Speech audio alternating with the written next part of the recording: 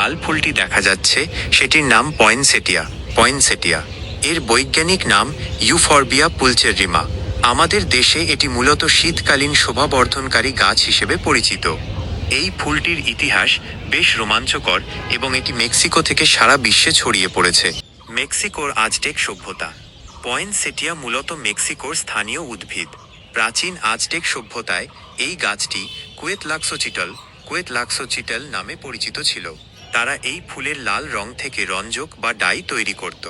জ্বর কমানোর ওষুধ হিসেবেও তারা এর কষ স্যাপ ব্যবহার করত। আজটেক রাজা মন্টেজুমা শীতকালে মেক্সিকো সিটিতে এই ফুল নিয়ে আসতেন, কারণ সেখানে এটি প্রাকৃতিকভাবে জন্মাত না। কেন একে পয়েনসেটিয়া বলা হয়?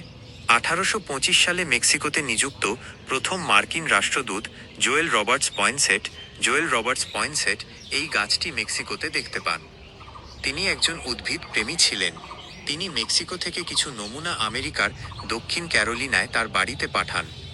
তার সম্মানেই গাছটির নাম রাখা হয় পয়েনসেটিয়া।